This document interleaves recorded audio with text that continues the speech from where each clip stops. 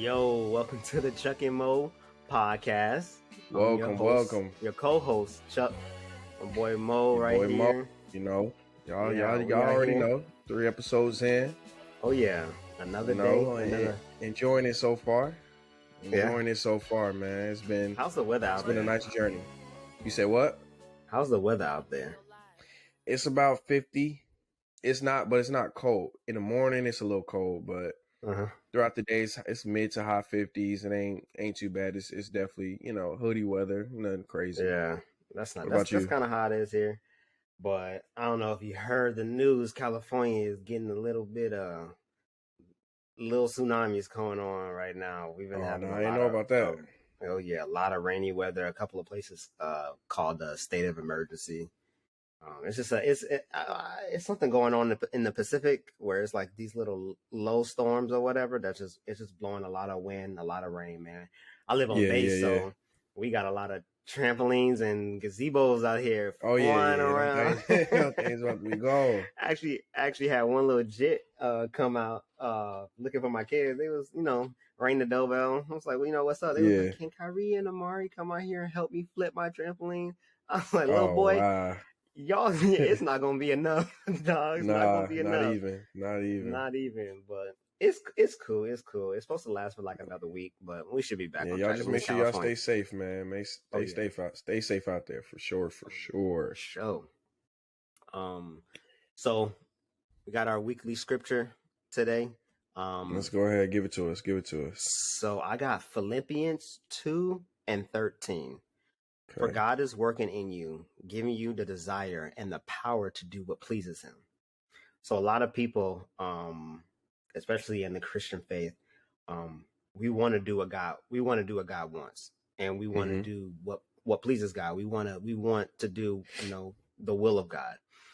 But a lot of times we can know what God wants from us, and we just like, man, come on, do it that way. Come on, bruh. And you just don't want to do it, but you need to do it. So just a couple of scriptures before that, it pretty much explaining to you that honestly, if you do what God wants you to do, or if you look towards God, if you lean on his word and everything like that, he will give you the desire to do what he wants you to do. So we don't necessarily be like, oh, you know what? Okay. Let me buckle down. Let me do this, and this, because now I'm ready to do what God wants me to do. Don't play it like that, because a lot of times we as humans are going to take our sweet time, we're going to go the wrong way. Yeah. It's just like, get somewhere. Yeah. It's just like the New Year's resolution, on Monday, I'm going to go to the gym. On the first, I'm going to do this. On the first, I'm going to do, nah, man, just go ahead and do it. And God is going to help you want to do what he wants you to do. And I like you're that. going to enjoy it. Mm-hmm. You know what I'm saying? So yeah, a lot of people think they have to do it themselves to get on the right path. But it's so much more to it with leaning on to God. Man, it's so beautiful. Like he literally would do anything for us. Absolutely. Definitely set your sights on God, and he's gonna put that desire inside of you. I like that one, Chuck. I like that one a lot. Appreciate it. I'll make sure I take that into consideration, because I myself, I know where he want me to go, but I don't necessarily always agree with the route. He may want me to take. Oh, you want me to take the scenic route? I'm telling you, I can get on I-95 real quick and just get there. You know what I'm saying? Slide down there. I ain't gonna lie. Even know it's an accident down there, and I didn't. See, a lot of people run into that too. They do. They do. Yeah, go ahead. What you say? I think whenever I think about doing what God wants me to do, and you hear the joke, I ain't trying to be one of God's strongest soldiers no more, And I always think about Job. Mm-hmm. I'm gonna tell you this right now. I ain't trying to live Job's life at all. I feel you. All. So this little bit that he was requiring from me, let me go ahead and do it, because just do it, man. For real though, because it could be worse. It could Exactly. be worse. Easier said than done, y'all. Easier said than done, but just lean on God, trust in God and his direction, For sure. It's not always we have the freedom to make our own choices, but with that freedom comes consequences, or you could make delay the timing by putting it into your own hands and not in God's hands. So yes, definitely take that scripture, use it, apply it, and lean on it as you go through your journey this year and every year after. For sure. Yes. So what we got today, Chuck, man? What we got? What you got on your mind? What's selling out? Selling out. You mean like when I go to the store and they be like, we ain't got no more. When I go to Popeyes and they ain't got no more chicken? Nah. How you sell out chicken? Nah. So I got also an example of, I don't think this is selling out, but a lot. Okay. I mean, this is what I'm hearing a lot. You're familiar with Prime, Deion Sanders, right? Yes, sir. Yes, sir. Coach. He was the coach of Jackson State, and yes, sir. Few weeks has passed. He's obviously now the head coach of Colorado State, and a lot of people, in the Black community, it was like, man, Deion sold out. He sold us out. He's going over there taking the money, and he could elevate HBCUs even more. And I'm like, I don't see how you call that selling out, Yeah. Like it'll be different if he didn't do anything there and then, it's like, y'all suck, let's go. But he put his footprint on it, He elevated that. I didn't know Jackson State college. Before Deion. I didn't know about Nobody did. Nobody did. You know what I'm saying? No offense to Jackson, but I wasn't a big, follower of Jackson State, and as an HBCU, that just wasn't one that came to my mind. I didn't know much about it. It wasn't, honestly, even the money, Deion Sanders brought in so much money only to be paid around $300,000 and took pay cuts. Yes. To do something for that program and that community out there. So to say he sold out, I was definitely on the opposite side of that as well. For sure. How do you sell out when you give to your people and they take from you? House broken into, car broken into multiple times. Yes. Donated his whole first paycheck to the facility. So literally his first year there, he said, take this money and reinvest it into the facilities. Wow. So they got improved facilities, Wow. And a lot of people don't take into consideration, man, we're not saviors, man. We're not saviors. You can't expect me to save you, on everything. Right. Like you really think that I'm supposed to put the whole hood on my back? Exactly. The whole thing? And that's a mentality that we develop, when one of our people makes it out, give back. I agree. Give back 100%. Give back to your community, in some magnitude. But at what point is enough? When do we stop saying, oh, you're done? That's it. That's all I get. That's all we get. The audacity, bro. The audacity to be like, oh, you done? What have you done? What have you done? Who have you elevated? Just because you still here living it rough or living how you living, that doesn't mean that I have to just keep, okay, let me pull you. I'm not Harriet Tubman, cuz. And Harriet told them when to show up. If you ain't show up, she wouldn't come back to get you. Hey, look, we're going to be here by this time. And if you're not here, I apologize to you. But we gone. We sliding,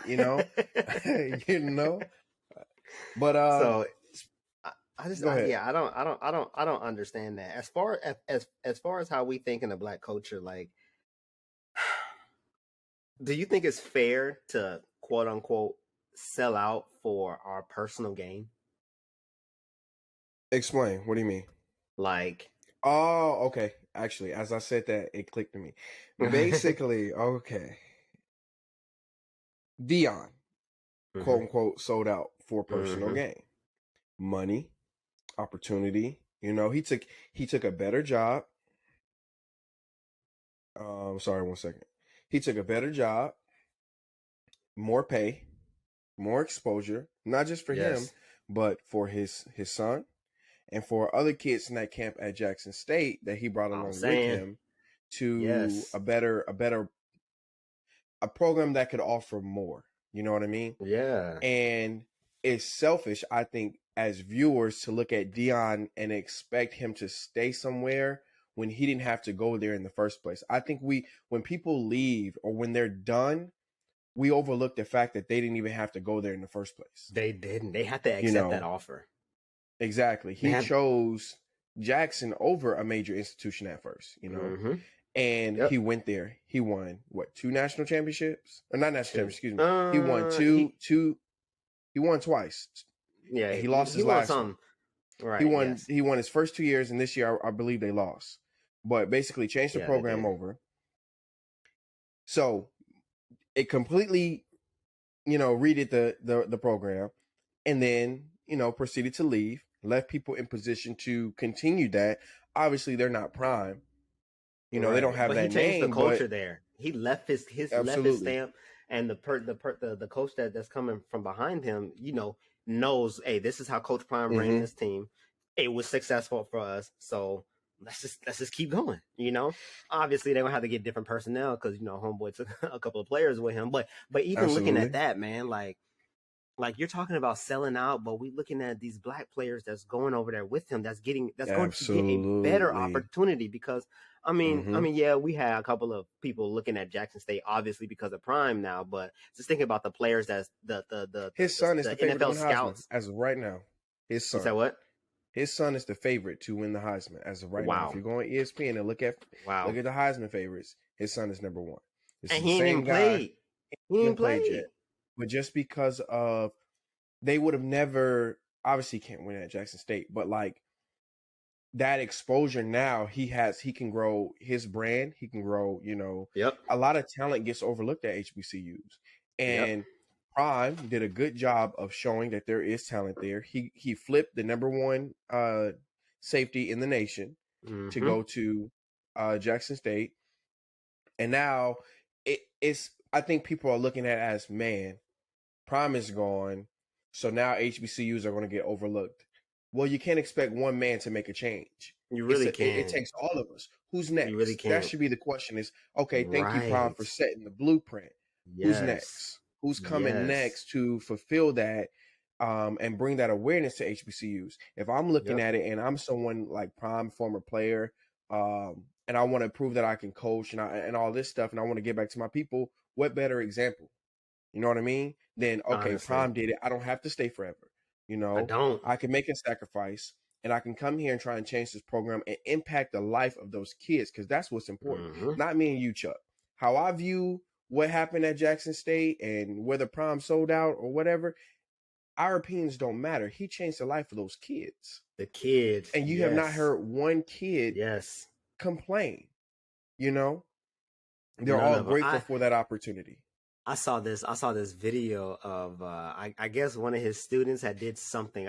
He was talking bad about another player, and pretty much he was in the locker room, didn't say the name, and was like, "Yo, like I have this dilemma. One of our family members was talking bad about another family member, another team member, and gave the opportunity for the team to, like, what should we do about this? I already gave this guy some chances. Like, what should we do about it? And the team voted.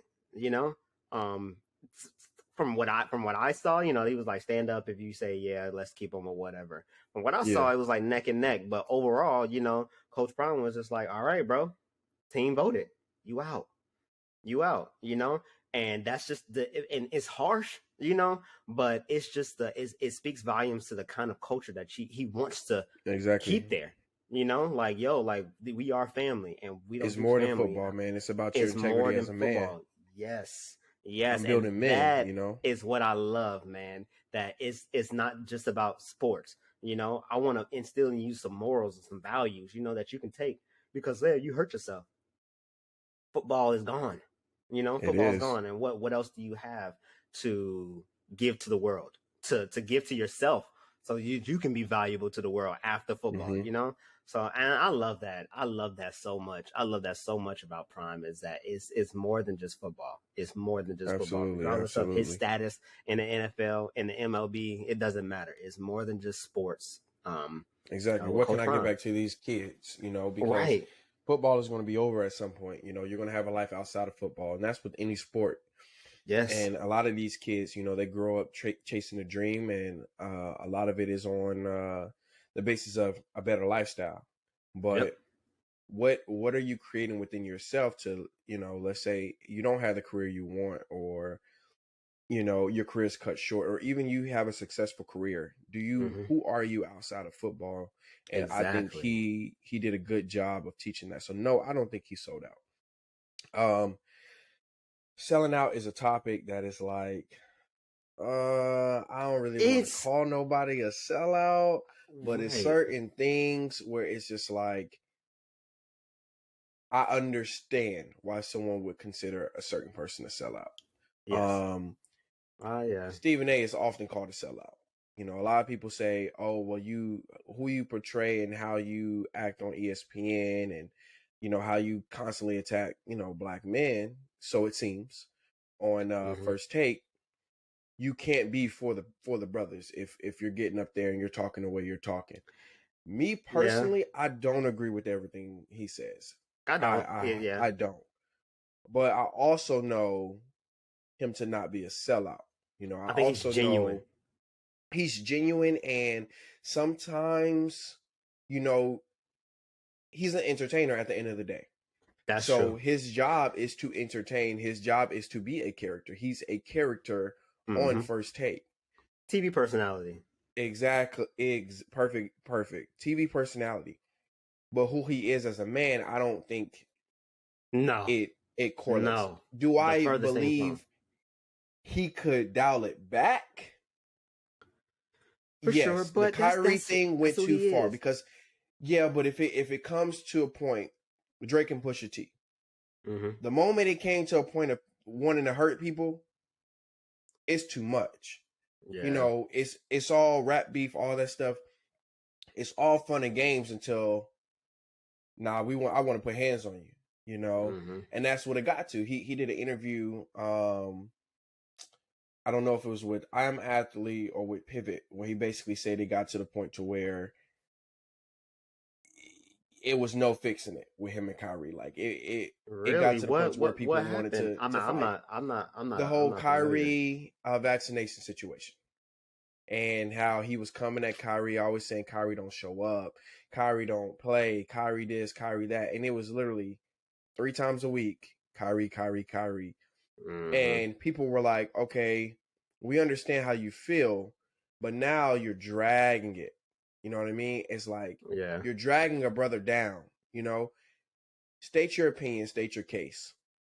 But you see how much time they were, you know, an analogy could be, you see how much time you spend talking about Kyrie, but then Brett Favre, you know, it's one day on ESPN on the networks, and then we Hey, don't hear look, about it no more. ain't heard a Ain't peep heard about from it it. no more. And I get, And yeah, go ahead. no, go ahead, go ahead. I get giving your personal opinion about this, especially, I mean, obviously COVID-19 hit us pretty hard, you Mm-hmm. know. A lot of people, lost their lives. A lot of people got really sick and everything, and I understand that. However, it was a choice for everybody to get the vaccine or Absolutely. not to get the vaccine. If you chose to do it, cool. If you didn't choose to do it, that's cool too. I don't. It's unfair for us to really put that demand on everybody. That's their personal decision, and we as people need to respect that. You know what I'm saying? And COVID, the vaccine is more than just basketball. You know, it wasn't Mm-hmm. okay. I need to get this vaccine so I can play, so I can get let in, so I can be in the arena. No, it was something dealing with his health. If he felt like it was more detrimental to his life, then you know, then he can. If it's more detrimental to him, then what's the word I'm looking for? If there's no gain, Yeah, if the if there's risk no outweighs gain, the risk outweighs the right? reward, Then and people have their beliefs, for who real am I to though, tell you to get a vaccine? And a lot of it was Kyrie didn't get it, but there were other players in the league who didn't get it. But New York had a mandate, basically, if you don't have it, Yes. you can't work. So now they use it like, oh, Kyrie's just trying to get out of work. Kyrie this, Kyrie that. And me personally, man, if you don't know a man, don't judge a man. I State swear. your opinion, but don't judge a man. And we're going to act like that. Yes, Kyrie got money. He's had money. But he was still losing money. I don't know anybody that is just like, you know what? I just want to lose money. NBA players don't even like get fined, and they be like $5,000 to $15,000. They don't like losing that money. Yes. So I'm just like, are y'all really not thinking right now? Like, dude is losing money. He lost. Well, that's another story, but. You know, like he's not out there just doing it, you know, hey, I'm just going to sit on the bench and ain't no repercussions happen. It was repercussions every single time he said, you know, and honestly, the concept and, you know, the concept of what Kyrie did, I appreciate that, you know, because it's just like, I'm going to stick to my guns. I'm going to stick to my values and it, you know, it is what it is. I'm not about to let anybody sway my decision on how I feel about things. And I appreciate that about Kyrie. And, I believe that everybody can really not necessarily, you know, do exactly what he did, but definitely take a page out of his book and being like, yo, man, whenever you feel so deeply about something, stick to your guns. Stick to your guns. You know, if it work out, it work out. If it don't, you know that you will always stay true to yourself and that your morals and values mean more to you than a paycheck. Honestly, absolutely. You know, so. Absolutely, man. But can you think of an instance where you might have been considered a sellout? Because it don't have to be against it. It don't have to just be against. It don't have to be a race thing. It could be. It's not, and it's not. You sold somebody out at work. You know, your homie. So when I was in the military, I once I made E5. I don't know if anybody know, but once you break that threshold where from a non-NCO to an NCO, and that some of your homeboys, some of your partners, some of your friends, some of you know the people that you normally talk to, you not saying that you don't have to talk to them anymore, but you do have to move. But you have to a different way. You know what I'm saying? And man, that was rough. That was rough. I can relate to that 100%. I never necessarily got called a sellout, but I did have a lot of airmen have to come pull me to the side and, you know, be like, yo, like what's going on? Why you changed up and everything like that? And I had to sit down and explain to them because obviously when you become an NCO, you have to go to special training, you know, to really teach you how to be NCO. You're now more involved in those special after work meetings, you know, so you hear a lot more that the airmen or the soldiers that, you know, that they don't hear, you know, so you know a lot more information. So it's a certain way that you have to move to keep this train rolling, you know, in the military. And just to, obviously you don't have to explain all of it because there's no need to, as an NCO, I don't have to explain myself to the airmen. I don't, you know, I just have to make sure that everything is running smooth, and then I'm listening to the people that's above me, you know. But I explained a little bit just to let them know, like, man, this is the situation that I got put in. I'm not saying that I like it, that I like the fact that I have to cut a few ties with y'all, that I have to keep some of our conversations a little short, that I have to keep a couple of conversations a bit more professional now, you know? Yeah, especially in the workplace. Plausible deniability. I promise you. Yeah. You know, I can't be do in it. a smoke pit no more, just, you know, getting all the gossip and stuff like that no more. I cannot. Because it's not even for y'all, it's eyes on me. And I dealt with that. I mean, you know, I made E5 in 2 years. So I wasn't even in long, you know, before I made E4. I made E5 on my second deployment. So yeah, I think it was at 2 year because I made E4 as soon as I got out. Yep, and I made E5. Yep, 2 years. So I'm 20, 21, I think, at the time. Tough. Like, that's tough. That it was rough for me because I'm like, these are my peoples, you know what I mean? And like, we're the same some age. Of these people, exactly, and some of these people were in longer than me. That's the hardest part, is when you surpass the people who were, you know, who you looked up to. And even the people who are right there with you, because I've been that way too. I've been on the other side of when people make E6 and I don't, and how, you know, things change or whatever. So it's, but it's one of those things, man. I get how people could think you sell out, because there's certain things I can't let slide, because you're not getting in trouble for it. I'm getting in trouble for it. Yes. You know, you're under my supervision. You know, when I worked night shift and I had a good friend of mine, she was a sailor, and we used to joke and stuff all the time. And like, the higher up started noticing, you know, work wasn't really getting done, or they would come in there and she wasn't really working, and da da da da. And so they getting on me, and now I'm upset because I'm like, you let me down, and so now I got to address you as an E5 to an E4, and you have to understand, because you were abusing our friendship, you know. And I think, and it was rough after that. We ain't talked for a little bit, you know. She felt some type of way, and eventually, you know, cooler heads prevailed. But she definitely felt some type of way and felt like, you know, yo, you switched up. I had people say, yo, you switched up since you made E5. You know, I heard, which is not wrong. Since you became supervisor, you're different. La la la la. And I pride myself on growing, but at the same time understanding what it's like to be below where I'm at. Yes, like, and not having the voice, you know, exactly, to really think like I make a difference.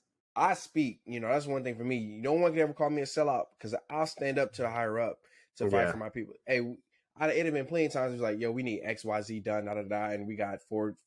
I need it done by this Friday, and I'll sit there, you know, have a conversation with my people. Yo, what are y'all working on? What are you working on? Oh, you got this, that, and the third. Boom, boom, boom. Who told you to do that? Oh, Chief did. Oh, AZ1 did. All right, cool. And then I'll go to AZ1. Yeah, that ain't gonna work. It ain't gonna work on Friday, because we got 3 people. This person has appointments. You can't tell them they can't go to appointments. You know what I'm saying? They got this, that, and third going on. Right. We got customer service. We got this. There's no way that I could ask them to have that done by Friday unless you pull some tasks, unless you put something aside, because unless you're going to help with the workload. You know, if you're not going to help with the day-to-day workload, if you sit here and you deal with the customer service stuff on a day-to-day, I'll make sure whatever you need get done, because I don't have to worry about them servicing people who come in and who need, you know, us to do our job for them. Right. We have, at my job as an AZ, we're customer service. So anytime anyone comes in there and needs something, we have to do that. But we also have things that we have to get done on a daily, on a weekly, basis, and on a monthly basis. So if you got a decent amount of people, you can delegate. But if it's shorthanded, pregnancies, injuries, people got appointments, people on leave, and we don't have the personnel, I still have to get my day-to-day stuff done. You got to get the job done. Period. So you just got to push stuff aside. But no, I mean, selling out is one of those things. It's like, I think, to me, I'm intentionally, you know, not looking out for you or doing something, or being like, to me, it would be like, you know what, Chuck, you tell me something. I got you, Chuck. Don't even sweat it. And I had this happen to me. I got you, Chuck. Don't even sweat it. And then you come in to work the next day, and you know, E7 like, Bennett, come here. So I heard you did PTSD, XYZ. I heard you did XYZ, yada yada yada. And the first thing in your mind is like, yo, I only told one person that. I only told one person, and he said he was gonna handle it, and it wasn't a big deal. And now it's being amplified. Man, I had a dude I work with. I'll never forget this. Same rank, Chuck. We all make mistakes, right? I do a job where it's computer. You stand on a screen all day and you're calculating numbers. Mistakes are going to happen. That's why we usually have 1 or 2 people do it. I don't make many, but mistakes happen. But the standard we have is, if I see a mistake and it's simple, it's easier for me to just correct it than to always use that as a means to say, as a demerit. Like, oh, this person made this mistake, because we all make them. When you're staring at numbers all along, you're gonna fat finger something, right? I worked night shift.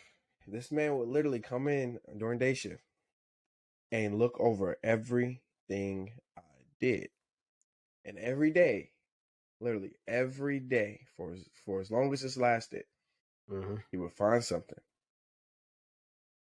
I'm talking about something so simple, something that like, boy, I could, if I ain't dot my I's, you know, like something so simple, he would find it. Yeah. And then he would put me aside, be like, hey, Will, I noticed you, you know, you didn't do this, boom, boom, boom, boom. And I'm like, oh, my bad, man. I appreciate it. Mind you, Chuck, I'd be on night check, looking over his work, my E7 work, E6 work, E4 and below work. And if I see something, I just correct it. You know what I mean? Ain't no need to make a big deal out of it. Bruh, when I tell you, I found out that he wasn't coming to me out of, oh, I'm trying to make you better. Everything he found, he would show to my supervisor or my chief, my E7, every single time. So now it's creating a paperwork trail, image, pretty much. That I don't pay attention to detail, right? So mind you, this is the same chief who wasn't familiar with our job. So I trained him, bro. I trained the E7. So I'm the one who trained you, but now we got a new person who's come in. Now everything that I've done for this, you know, for this command, everything I've done for y'all are starting to diminish because this person is bringing all of my imperfections to the light while no one is bringing his. A lot of you not, Chuck. He transferred. We had an inspection. About a year later, everything that had his name on it. Nobody was checking him because he's shedding so much light on me. They're thinking perfect. Like, yep, bro, can't make this up. We had an inspection, bro. We got hits on so many things that had his name on it. Just wrong. Couple days later, my chief sat down with me and apologized. I'm sorry. Good. Like, he made so much. He made it, and I was like, y'all really, that's crazy. I said, because y'all were so focused on me, and he was making me look bad that no one checked after him. I said, half the time he did something wrong, I just fixed it. Like, I didn't have time. It was whatever. So bad, but I think he was selling me out. Like, you know, for sure. He was for sure, and it was for personal gain because we were the same rate, so we're competing. You know what I mean? So he was gaining leverage by putting me down. I could never do that. That's one of the things I struggle with in the military. I wouldn't say struggle with because I love that about myself, but that's one thing that I could never do is I could never put someone else down or sell somebody out so that I get, you know, a personal gain. Now I'll go and elevate myself and I'll put in the work to be better than somebody. But as far as like trying to step on their neck and being, you know, and like you said, diminish their image for my personal gain, that's just, man, that's jacked up. They try to get me to write people up, man. I'm like, I'm not finna write this person up. Like, no, y'all not finna have me doing that because I'm like, anything is write up worthy. I keep it a buck. Everything, but everything is. But everything don't need to be written up. You know what I mean? Because at the end of the day, you're dealing with human beings who have emotions, who have lives, and they deal with things. Facts. I'm not going to write you up on everything you do, especially if I understand that you may be going through something, or if you just may be off. You can use it as a teaching lesson instead of a disciplinary lesson all the time. Use it as a teaching lesson. Teach them how to be right. Teach them like, yo, hey, this is the third time that I done caught this mistake. I really don't need this to happen again. You need to pay attention and move on. You know, move on. It don't need a LOC. It don't need a LOR. It don't need an article. When you start getting Article 15, you probably need it. You know, but it don't need that paperwork. You know, you don't need that paperwork. You just need to be able to go there, sit down, talk to your coworkers, talk to your family members, and being like, okay, you know, you're a little shaky on this part. Get your head in the game. Let's keep it moving. You know. Absolutely. So yeah, that's selling out. That's lame. To that E5 that did you wrong. Hey man, I learned from it, man. I think I took every example of how not to be a leader, and I used that in when I became a leader, how I led, man. And I wasn't perfect, by far not perfect, but you trusted me, you know, I was stern, and I looked out for my people, the people above me and the people beneath me. I understand the people above me, they may not, you know, a lot of times when you're E3, 4, you see that E7 that ain't doing nothing, you're like, man, they don't do nothing. But you don't understand, they got to deal with people. And people They may not be dealing with the paperwork and the day-to-day stuff, but dealing with people.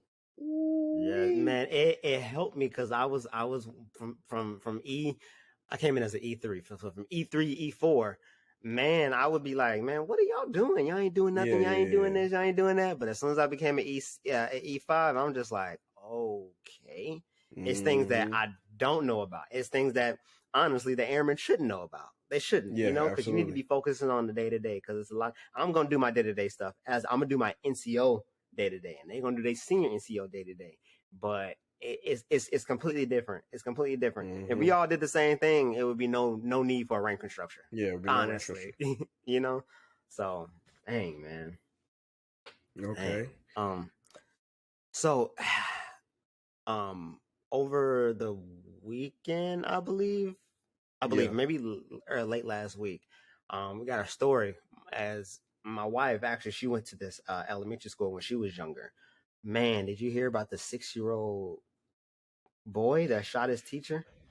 My wife shared it with me. I didn't really dive into it, but yeah, she shared it with me. It's wild. And I'm like, out of all of these shootings, we got, the 6-year-old. We got the mass shootings at the clubs and at the hospitals, at the malls. And this man, like, man, is aside from political, is there really a solution for gun violence? Like, for real?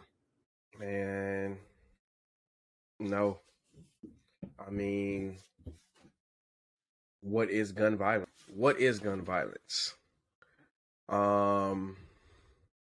I think that's the bigger question. Is it just anything violent that happens at the hand of a gun, whether it's self-defense, whether it's a 6-year-old boy shooting a teacher, whether it's a mass shooting? What really is gun violence? I guess pointless gun violence.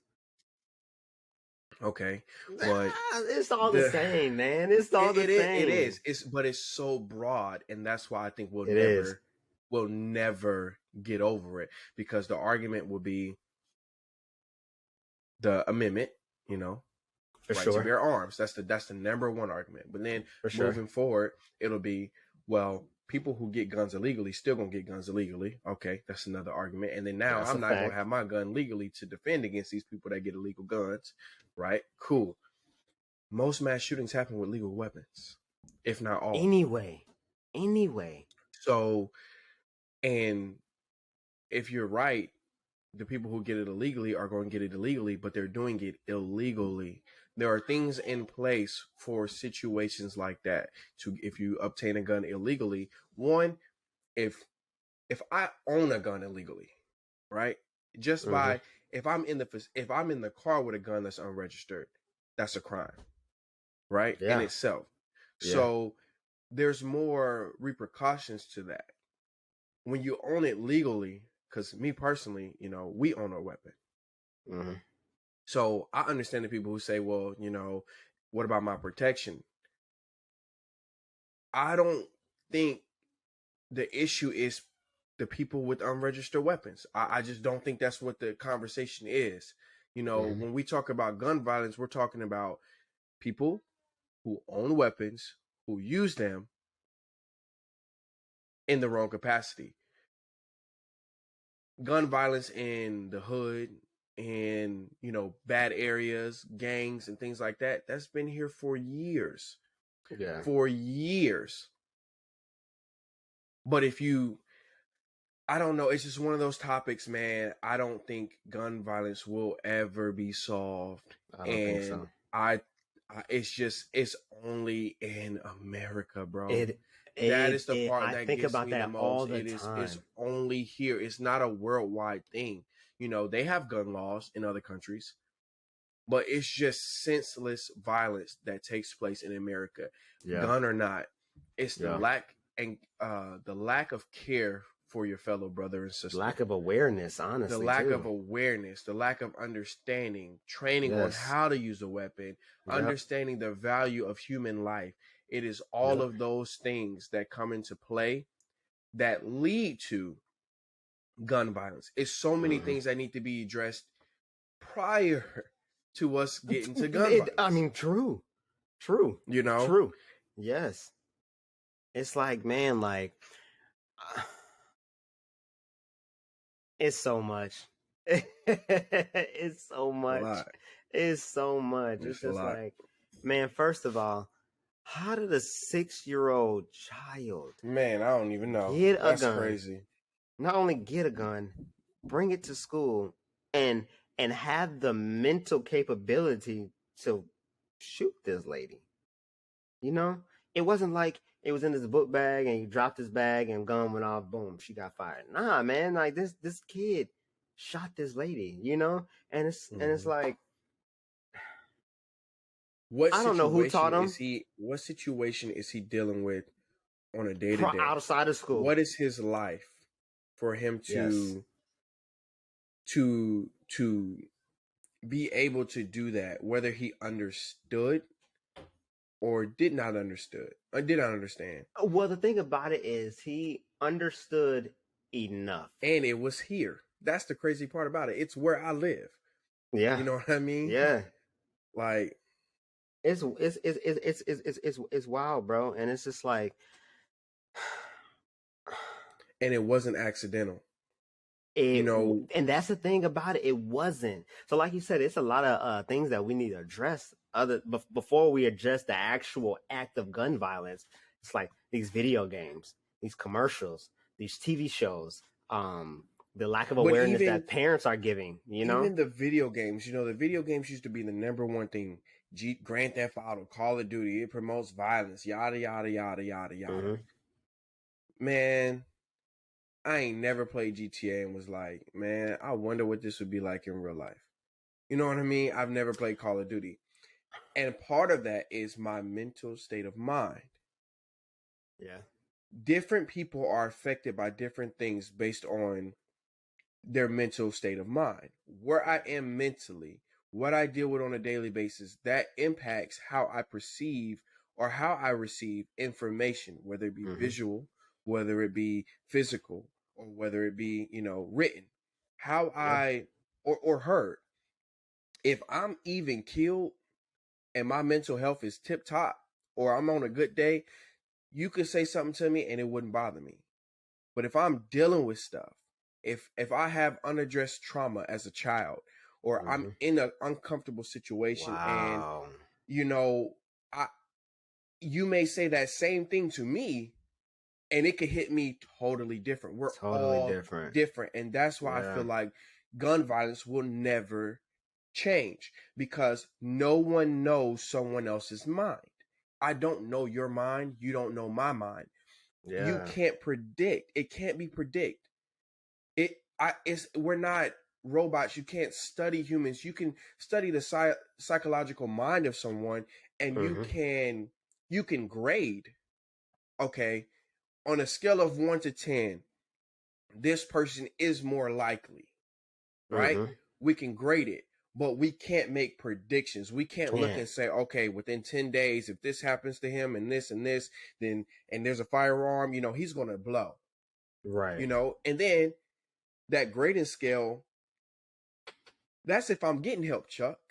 That's if I'm talking to someone, if I'm even in a position to talk to someone, and there is someone who is taking a deep dive into my mind and who can give me the tools I need to feed it the right things, and I'm getting the proper care and proper treatment.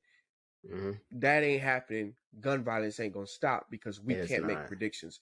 It's on the parent. It's on the teacher. It's on the friend. It's the on community. It's on, honestly, it's on all of us. It's on all of us. Yeah. It's on everyone to just be better and pay attention to people around you. Yeah.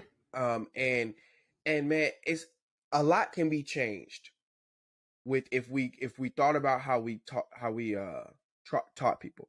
You remember the shooting that happened here at Walmart in Chesapeake with there was an employee in the break room, right? Yeah. He was extremely mistreated, right? In his eyes, whether the person saying things to him or not feels that they're hurting his feelings or not, how he felt, yes, exactly, was what led to what he did. if we're And more cautious of how, go ahead. Oh no, and I like a lot of people was like, oh, maybe I didn't know I was doing that. I didn't know. But it is hard at least for me, because when I was younger, I talked about a lot of people. I know I hurt a lot of feelings. I know what it looks like to hurt somebody's feelings even a little bit. Yeah. Or even just being self-aware of the things that you're saying. You know for a fact that some of the things that you're saying is not okay, whether you think it's a joke or not, you still have to be aware that, like what you're saying is, it could be taken the wrong way. So you need to be aware of that, and you don't need to keep compiling this on somebody, because it's not okay. It's not okay. And it only take the right day. Like I heard a quote, it was off the television show. It said, "We're all killers. It just take the right situation to bring it out of us." Literally. Because I mean, I'm just I do what I have to do for mine. Absolutely, absolutely. Absolutely. And it's like, but and we train people to go to war and to be okay with taking a life. Bro, and these soldiers come back all types of PTSD, all types of, the inability to truly love, the inability to care, the self-doubt in what they did was right or wrong. Yes. And that's the world we live in. Yep. And no one's saying you shouldn't protect yourself or protect your family, but the violence, man, it's so bad now. We're becoming it's astronomical right now. It's just wild. Like, it was another shooting. Oh, it's like we live in a wild, wild west. Like, for real. The modern day wild, wild west. And it's scary. It's scary, bro. Yeah. You have no idea. You can be driving, going to the mall, and boom, boom, boom, boom, boom. Not even meant for you, bro. It's not even meant for you. A couple of months ago, I just saw I don't know how old this boy was, but between the ages of 16 and 18, a couple of guys the same age ran up on this dude in the mall and shot him dead. They're teenagers. That's teenagers. Crazy. And I'm like, y'all, it can happen anywhere. And I don't know, anytime. It's scary. It's scary because you just don't know. Even if you do have your license, to carry, you do got it on you. I mean, I don't care if you have an illegal firearm. I don't care if you have a legal firearm. I don't care if you're trained in the art of shooting. I don't care if you do that little course that people be doing outside where he hit the little boop and then you go through the whole boom, boom, boom, boom in like 15, 20 seconds and you post it. If you don't understand the value of a life, don't own a weapon. Facts. Because if you do not understand the value of a life, you shouldn't have in possession something that could take that life. In an instance, you shouldn't. If you can't properly evaluate or calculate in your mind risk, reward, or you can't fight or flight. If you more fight than flight, maybe you shouldn't own a gun. Maybe you shouldn't. If you're quick to fight somebody because of somebody says something wrong to you, or if you're easily tempered or whatever, you shouldn't own a gun.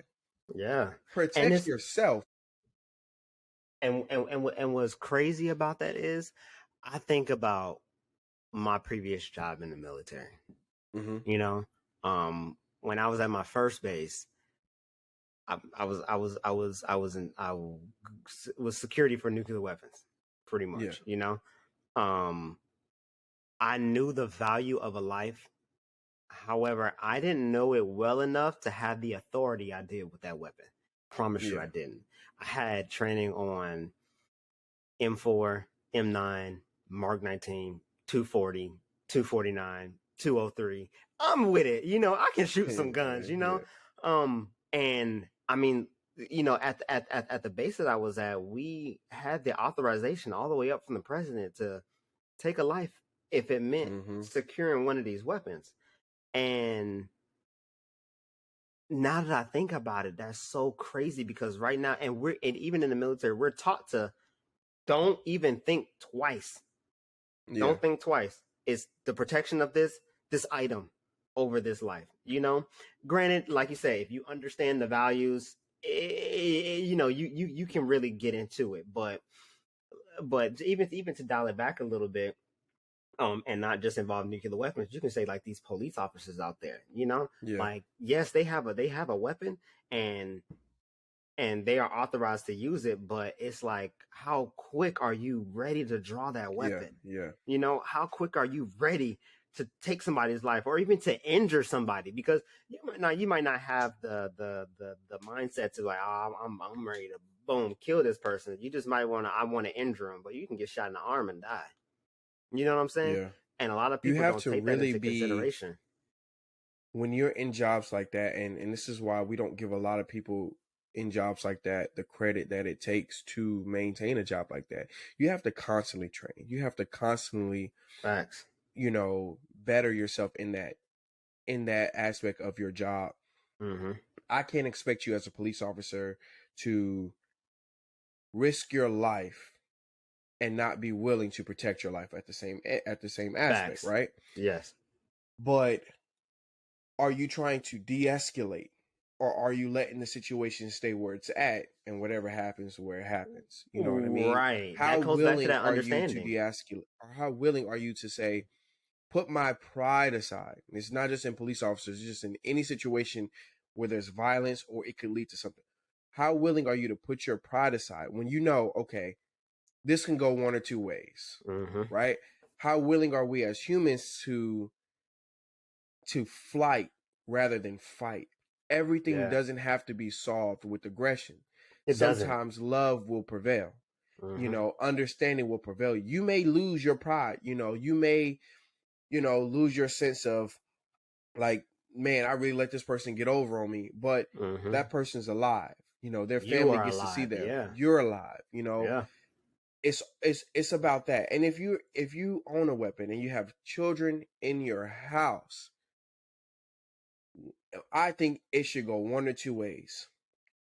That weapon should never be seen, touched, locked away, to never be known by your children, or your children should truly understand. If you're going to be that person who has, the weapons, and you promote, the right to bear arms and all that stuff, it is important that they understand not how to use a gun, the importance of a life.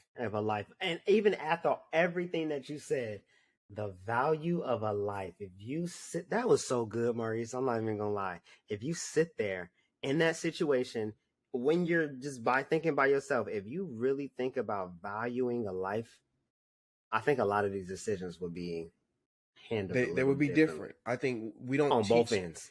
We don't properly teach, people to value other people. It's, I value myself, I value my friends, but I don't value this stranger. I don't value this person. I don't look at them like I look at myself. And that is the issue with the world these days, is facts. We don't put those same values on each other and say, their 18 years of life has just, no matter what they've done in their life, it has just as much value as, my 18 years of life, my 25, my 17, my 15, whatever. I understand that there are people in situations that need a way out, and unfortunately, I would never think that, taking a life other than self-defense, I would never agree with it. I would never think that was the only way. I'll say that. I'll never think that's the only way. It is not up to me to decide who lives and dies, unless that's my profession, right? I ain't talking about no cop. I'm talking about war. A cop, I agree that they have to make that choice, but I think that it's not as, depending on where you are, because I don't want to say that it's not a stressful job, but even policing, especially now in America, maybe it is, no different than war. Now in America, it probably is. Oh yeah. Because I've heard instances of a cop taking a break and then people just, in his vehicle, and then, gang members or whatever just walking up to the cop car and shooting inside the car. Yeah. So it is war out here for, polices and the community. I won't even just put it on gangs, but the community. Mm-hmm. So I understand that, but we all have to value one another, as we value the ones we love. Yeah. Every cop isn't the same. Every drug member isn't the same. Drug dealer isn't the same. Every gang member isn't the same. We're not the same. I can't base my past experiences or what I've dealt with in the past or what I've read, and throw that on you because you fit a description, And we have to do better at looking at the people around us and doing a temperature check, man. Man, you need help, man. If you don't want to talk to me, talk to somebody, For real. Like, how are you doing? Let's call each other out. Not Especially just help, childhood. But like, call them out. Yes. A lot of it, in my opinion, and we'll talk about this, on the next episode, because we're gonna really dive into mental health and trauma. Mm-hmm. A lot of it is unaddressed trauma that happens in children. A lot of these things that happen when we're adults, it is a pure reflection of trauma we may not have known we had, or trauma that went unaddressed and being pushed aside, and now we deal with it as adults, and we still have childish minds. Yeah. It's so easy to take a life. That's the easy thing to do. It's so nonchalant. It's just like, and I mean, I to a certain extent, like I believe when we were growing up, and not saying that we're better than any generation or whatever, but when we went out there and played Grand Theft Auto, it was a game. I can say, yeah, it desensitized us. Boom, let me get all the weapons. Boom, slide everybody. Let's go on top of the roof and just see how many stars I can get. That's we playing a game. I think some of these games now, and I mean, correct me if I'm wrong. Even back then, like, it desensitizes us to the realization of what a gun does and what it truly does. What it truly does. Like when we kill somebody on the game, they're gonna pop back up. Nah, I don't want like that. It's not like that, and I believe a lot of kids don't understand that, and they keep that same level of understanding into their adulthoods, and they realize they eventually realize that that person's not gonna pop up, but it's so much more to them not just popping up that you have to deal with after you pull that trigger, or whoever has to deal with that after you pull that trigger. And I don't know, man, it's not okay. Like you said, I don't know if there's a solution to gun violence. I wish it was.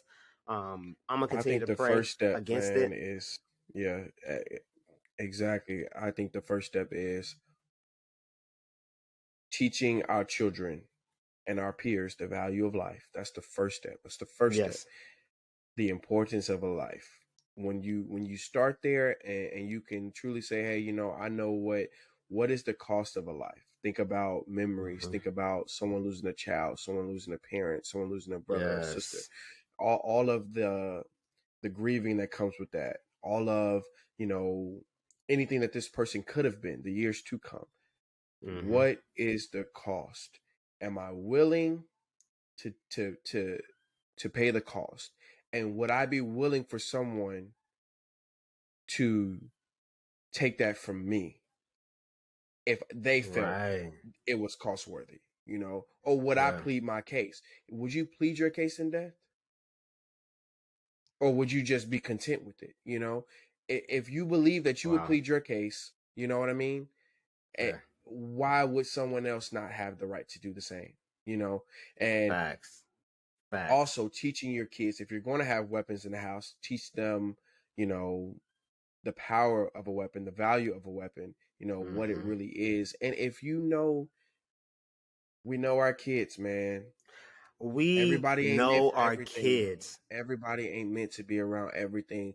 Little Johnny ain't right. Little Sarah ain't right. Or they're dealing with stuff mentally. Your household ain't right. Little Johnny already hitting kids at school. Maybe you shouldn't have a firearm in your house. We have to be real with ourselves. And even with me, I may not be right. Me as a parent, me as a man, I may be uptight. I may be on edge all the time. I don't need a gun. You know what I'm saying? That's just gonna, I don't need a gun if I feel like, oh, this is gonna make me feel bigger and badder. You know what I mean? Like, I don't need that. If my situation, if I have people in my life who I feel like are uneasy, are on age, I don't need to have a gun around them. You know what I'm saying? You have to constantly be aware of, because at the end of the day, this shooting is on the parents. It's on the parents. Oh, you know, they didn't have to pull the trigger, but everything leading up to that starts with them. Yes. And that's me personally, if from the ages, I would say 16 down, it's on the parents. It's on the parents. Them kids can't go and buy guns. And obviously, in certain situations, certain areas, they don't necessarily need to go buy the gun. We have people, adults supplying these weapons to these children, but as far as the parents, like, you have your child in those situations, you know what's going on around there. Yeah. Like, I mean, like, just take like the last Virginia shooting. I'm not saying that you have the power that everybody has the power to get out of their community, right? But what's going on in your community, whether you want to believe it or not. And I think that if you live in a community like where the shooting happened, that you need to be more aware of what's going on truly, and also be more aware of the mental health of your child, whether you live in Newport News, whether you live in Chicago, whether you live in Memphis, where you live in LA. It don't matter. And if you're in that community, and kids, it's on you too. If you grow up in you don't grow up in a good community, man. The kids after you, man, want better. Want better for the people coming after you. Don't want the same thing. We should always want better for our peers. I want better for my kids. For my cousins, my younger cousins, my siblings. I want better for y'all, man. Mm-hmm. I don't want people to deal with the trauma or whatever I dealt with. Hey, if I could steer you away from this, I would steer you away from it. So we just gotta we gotta start there. For sure.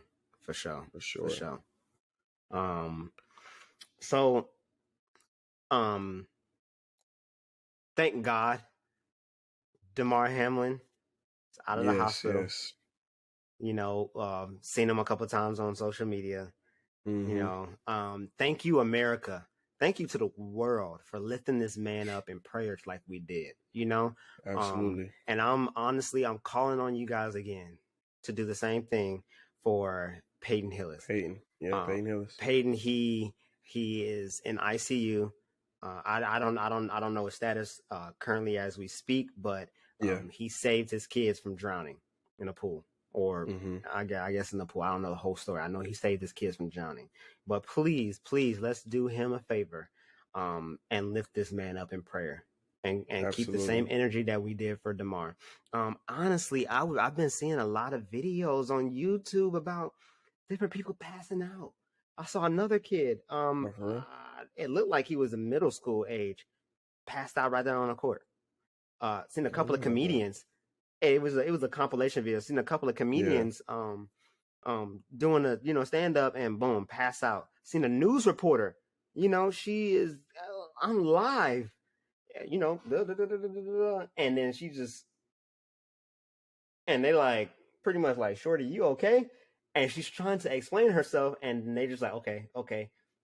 She's still on air, and then eventually they have to cut out. But like, I want to say something happened to her. I don't know, but man, like, it's some wild stuff going around, and I want us to all to keep these people up in prayer, for real. Keep them in prayer.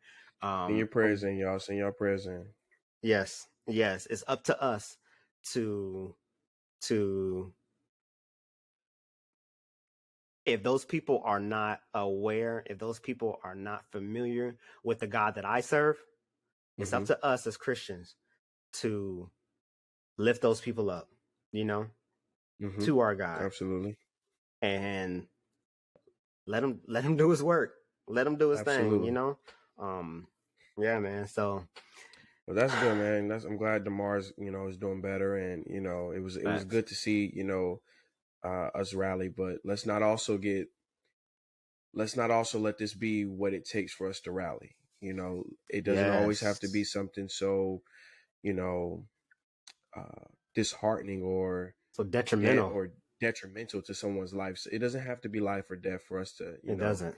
uplift one another. So let's take this and let's grow from this, and let's the power we have as a nation, and let's instill that into each other, and let's just uplift one another, man. Yep. You know, one nation under temperature God. checks, man. I'm a real big believer in temperature checks. You know, check on the people next to you, because maybe your words of encouragement can help them get through something before it gets life threatening, For sure.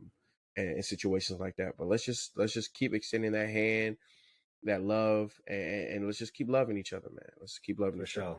For sure. We can let's do a quick little sports segment. All right. Okay. Man, we got some. Who you got coming out who you got in the Super Bowl, man? In the Super Bowl. Don't say the wrong teams, tough. Chuck. You said what? Don't say the wrong teams, Chuck. There ain't no wrong team. This is my predictions. Oh, okay. So, I'm really. I've been paying attention to it. I did kind of turn my brain off ever since last week. I'm really happy that the Bears got the number 1 pick, regardless of our record. Regardless of our y'all not even gonna pick nothing. Y'all, I promise you, y'all gonna trade that pick. I think so. If we don't trade it, we're gonna get Will Anderson.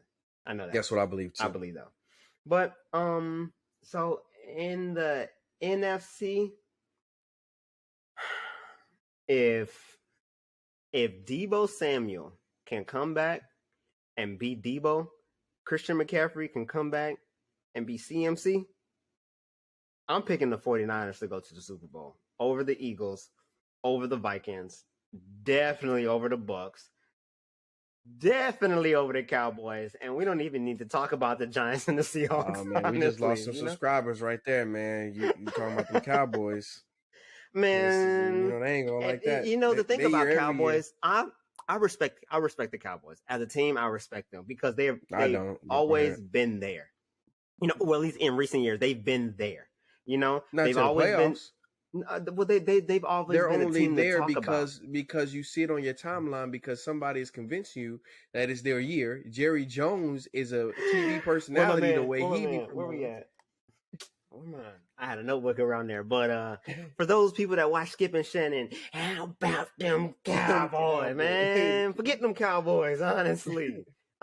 Got drugged by Washington. I don't know. They so wishy-washy. I do believe they have a couple of good players on their team. Dak, he's a decent quarterback. Dak's inconsistent, man. He's extremely inconsistent. Ezekiel Elliott is, waning down. I'm happy for CeeDee Lamb that he's starting to get his shine, but I just think he's in the wrong environment to really shine how he needs to shine. He's been getting he's definitely played he's very well. Receiver 1. He's definitely a first. Oh yeah, receiver. Voting himself into I think a top 10 wide receiver in the league. But as far as the NFC, give me the 49ers. And the AFC. I'm not gonna lie, the AFC is rough. So obviously we got Mr. Patty Mahomes, and he just do what he do. The things that he do is actually incredible. It's incredible. Losing to Tyreek Hill, still getting the number 1 seed in the AFC. Still, whoop-de-whoop behind the back. Like passes like that's crazy. It's crazy. It's hard to bet against the Chiefs. But I don't think their defense will be able to carry them to the Super Bowl. I think Patrick Mahomes for sure can get them there, but it's 2 sides of the ball. So.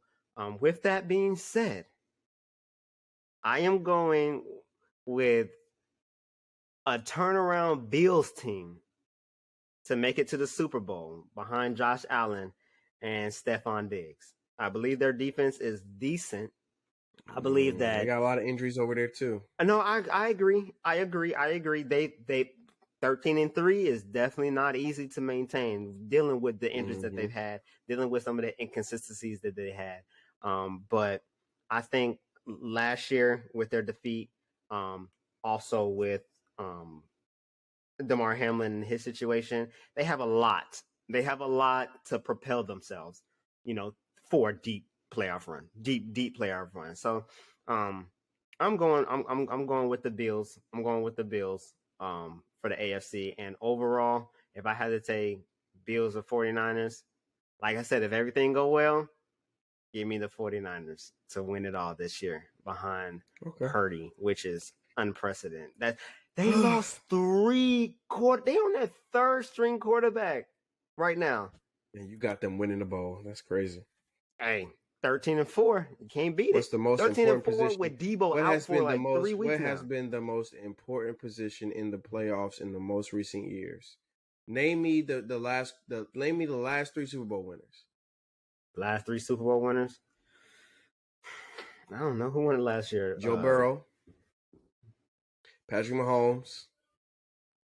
I'm sorry, Tom Brady, Patrick Mahomes. Prior to that, it was. Prior to Patrick, was it Tom in New England? No, Eagles. The Eagles. Nick Foles. And then prior to that, but Nick Foles was not no Brock Purdy. Nick Foles was a solid starter prior to that. He has started multiple times. Nick Foles is also seasoned. I don't have nothing against the 49ers. I think the 49ers team, second to the Eagles, is the best constructed team. Mm-hmm. Arguably, with the addition of Christian McCaffrey, they could be better, but they lost their quarterback. Yeah. Your playmakers are only as good as your quarterback, in my opinion, as we progress in the Super Bowl. The difference is I don't have to adjust to quarterback from quarterback to quarterback every week like I do during the regular season. I know my opponent from right now, Chuck. From right now. I'm going to go into that game, and we know this. How many times do a backup doesn't get scouted? You think they were scouting Brock Purdy?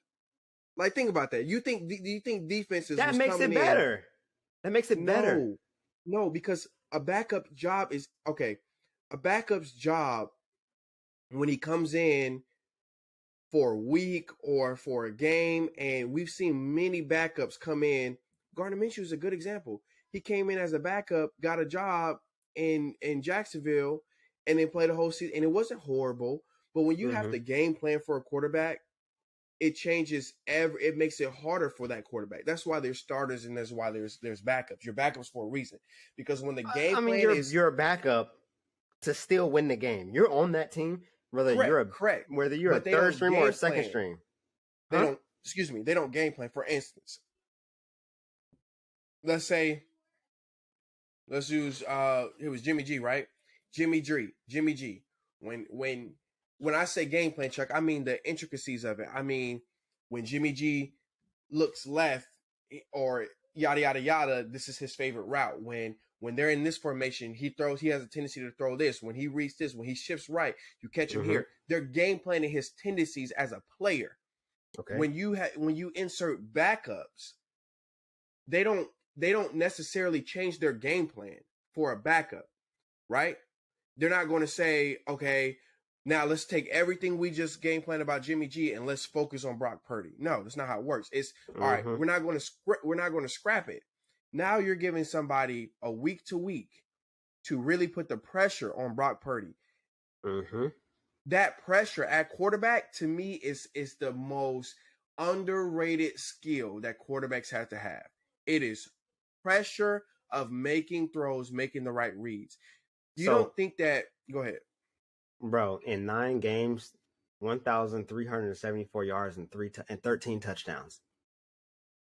Brock Purdy? For third string, technically, yes. He hasn't played 9 games. Huh? He hasn't played 9 games. Yeah, he has. Started 9 games. Oh, started 9 games. Let me see. Started 5. Yes, he started 5 games. Okay, so we're looking at...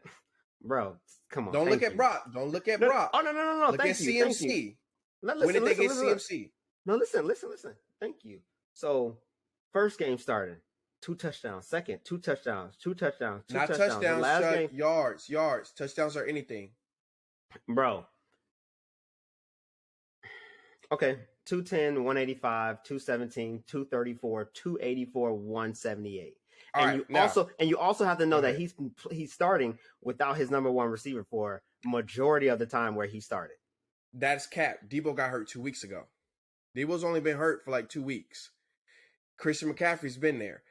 He's been there since CMC has been there. Okay. So now you're talking about not one 300-yard performance, not one. Not saying those numbers aren't good enough to win. You think he's going to outthrow a Patrick Mahomes? He don't need to. You're relying so much on their defense because I'm relying on their defense and their offense. Their offense is still good. That's not good, Chuck. Patrick Mahomes is good enough if their defense is not giving up that many points. Defense, that's what I'm saying. Defense, not, but it is. It's not who even was the number one defense. Huh? The Rams were the number one defense through and through. And what happened when they played in the Super Bowl? They could not score. They didn't have a bad offense. They did not have a bad offense, but they could not score. No, not you're talking about the year with Odell. I'm talking about prior to that when they played Tampa Bay and it was like 9-6 or something like that. They lost that game. Oh yeah. They couldn't score. They didn't have a bad offense, and their defense was great. But when you get into that in the playoffs and the game slows down and calls aren't being made, and you're giving these teams they can play a little bit more, you got to put points on the board. At some point, you got to be able to score. They have dynamic playmakers in CMC and Debo. I'll give you that. Mm-hmm. But it is going to come down to being able to throw that ball. And I just don't think that they can rely on Brock Purdy. If their defense is good and get some points, if their defense can get points, I'll give you that. But the way you said it, they're going up against the Bills, the Chiefs, or the Bengals. Those are my three people coming out. Bro, okay. Listen to me. Okay. You talking about points. And I'm talking, and this is the team winning right here because we're talking about offense and defense. So clearly, correct. We're looking at the first week that he started, they put up 35 points. The next week, they put up 21 points against the Seahawks, 37, and 38. That's enough to win. Yes. Against any team. That's enough to win. Yes. You're looking at overall points. Ain't that the final score? Yes, but one, did they play one high-powered offense? Did they? I'm being real. Show me one high-powered offense. Okay, I will have to go and look at these things. Okay, is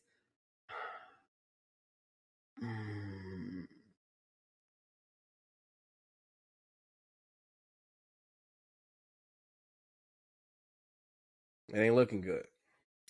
I mean, no, they didn't. I'm not saying they can't win, Chuck. I'm not saying they can't win. You're not hearing me out. I'm not saying they can't win.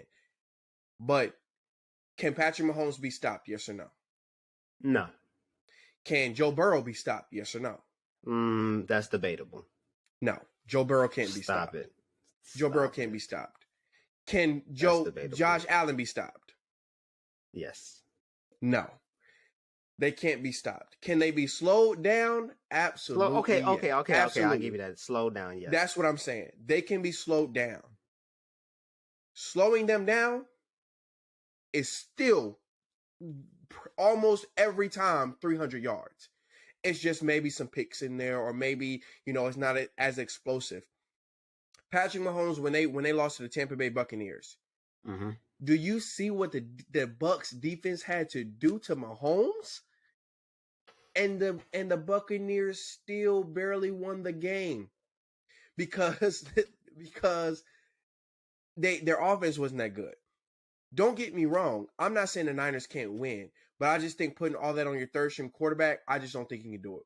I got the Eagles. You're not putting all of anything. They have Eagles a good team. Out. They're a good team. A third string quarterback, for a reason. You're right. But let me get to my picks because enough about Brock. Nobody care about Brock. I got Eagles. Fly, Eagles, fly. Jalen Hurts. You already know how it's going. I got Eagles. Hey, that's my number 2. If I had to pick somebody. Eagles. Now we already beefing right now because you said Niners. So I got Philly. It come through Philly. Like my man Jay Hurts said, it come through Philly. Philadelphia, in my opinion, has been the most consistent team all year. They have had no ups and downs. Even in that game against against Washington when they lost, four offensive turnovers and lost the game by a score. Yeah. A lot of those were unforced turnovers. That Quez, just take the catch, bro. Stay down. Unawareness. Right, it was a bunch of stuff. Losing to the Cowboys with Gardner Minshew in. It came down to the very last possession. It did. The very last possession. We're not gonna say the Cowboys is just all that though. So. No, but that's what Gardner Minshew's first game in there came down to that. Mind you, the Eagles managed to win after Washington, or managed to only lose one game without their starting safety, their starting tight end for almost half the season. Put this into perspective. C.J. Gardner-Johnson has 6 interceptions, Chuck, before he got injured halfway through the season. He is tied for the most interceptions all season. So you lose a guy who in 7 games, 5, I think got hurt in game 7. 7 games has 6 interceptions, right? Okay. You lost him. You insert a rookie as his backup. Okay. You lose Dallas Goedert, arguably a top 5 tight end. Your number 1 receptions leader. And you maintain, you win. You find ways to win. And then you lose your quarterback and you obviously take 2 losses. He comes back and you get a win. Yeah. I just feel like they're the only team that has not been beat. Other than I guess when they played beating themselves. Other than when they played the Saints beat them. That was with their backup quarterback. But other than that game, I feel like every game they have a perfect situation where nobody's out. They're hands down better than everybody. They don't beat themselves. They don't constantly. Or you've seen the Chiefs beat themselves. They beat themselves against the Colts, and the Colts came in there and beat them. You've seen the Bills beat themselves when they played the Chiefs. You've seen, and when they played the Bengals, or I think it was the Chiefs who played the Bengals and lost. Everybody can. They have those moments where they just beat themselves. The Eagles tend to rarely make mistakes. I feel like at the next level, looking at 1 year, though. We're only talking about this year. I'm not talking about nothing else matters prior to this year. Otherwise, your pick would be Tom Brady. Do you get what I'm saying? No, I'm talking about experience. 49ers was there last year.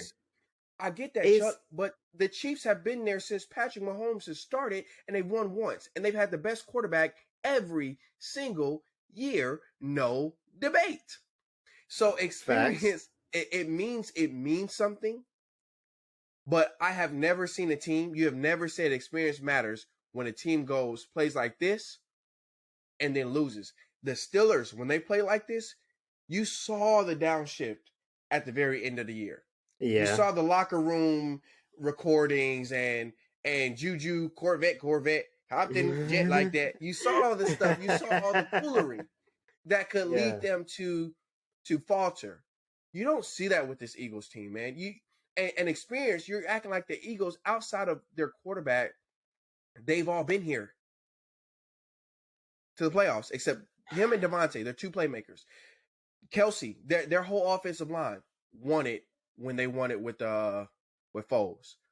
You know what I'm saying? They've just added pieces, and the nucleus of that team is ridiculous. I'm tracking. Because experience brought Purdy got. And you know what? Even looking at CMC ain't got no playoff experience, so we're looking at defensive ratings. If it came down to the 49ers and the Eagles, right? The 49ers have, first of all, the best passing defense in the NFL by far. I'm looking at it right now. Like coverage? You mean coverage? Like passing defense, the 49ers are the coverage, best. Allowing yards. You mean allowing yards. Okay. Yes. Not getting yards, Maurice. No, I mean, but the Eagles have the number 1 pass rush, is what I'm saying. They're number 1 in sacks by a country mile. Rushing defense, Eagles are... Oh, wait. You said what now? Pass rush, sacks. Eagles have the most sacks by a few. Yeah, I don't know why this thing is not showing all of it. Oh, there you go. Sacks. I need to go to another website. The NFL.com got. I use ESPN. ESPN's the best. Yeah, I don't. Whatever. I don't know, bro. I think San Francisco is where my heart is at, and I think that if the Eagles can keep rolling, they can probably do it next year. I don't know. You putting too much faith in Brock Purdy. It's not just him though. It's not just him. You're right. I'm telling you, right, Christian McCaffrey and freaking Debo. Oh my God, they're a nightmare. Christian McCaffrey or Derrick Henry? Huh? Who's a better running back, Christian McCaffrey or Derrick Henry?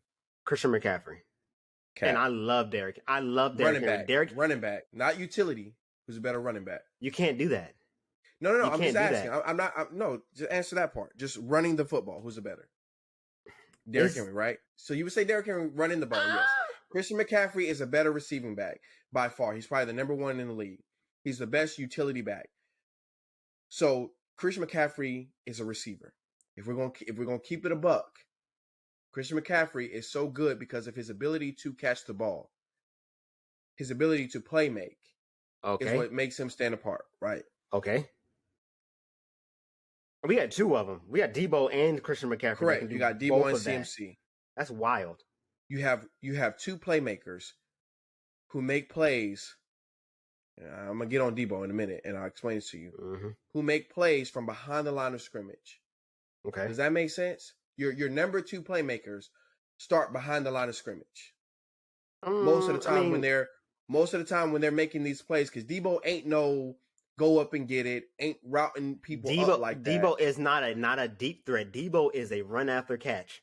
I'm telling you, when that man get the ball, he's RIP to trying to get him down. I give you that, like an Edelman or something like that. Yeah. But what happens when we load the box?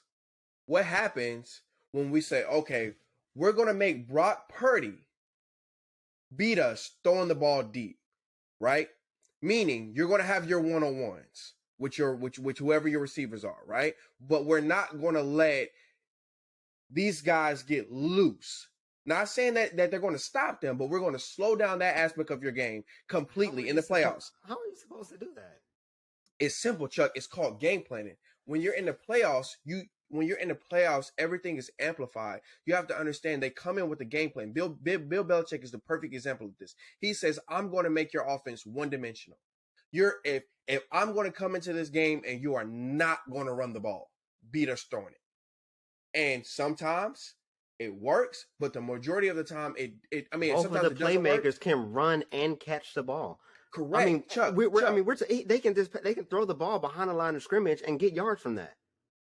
Yeah, no, I get what you're saying, but what I'm saying is I'm bringing people down. You have to understand, in the grand scheme of things, Debo and McCaffrey, they're deadly because of RAC, YAC. Run after catch, yards after catch. You know what I mean? Mm-hmm. Like, that's what makes them so good. Mm-hmm. So we're going to forget about George Kittle, too. No, I'm not forgetting about Kittle, but let's keep it a buck. Maybe you haven't bring him down if you want to. No, maybe you haven't been paying attention, but Kittle hasn't had a great year because they've been using Kittle as a blocker because they've been hurt on the line.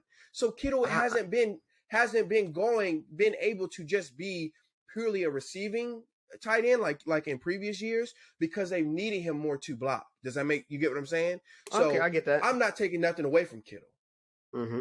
And tight ends are usually the number one option, but you're asking a lot of Brock to make reads. If you're relying solely on Christian McCaffrey and Debo, I don't think they can win you the game because I don't think playmakers win playoff games.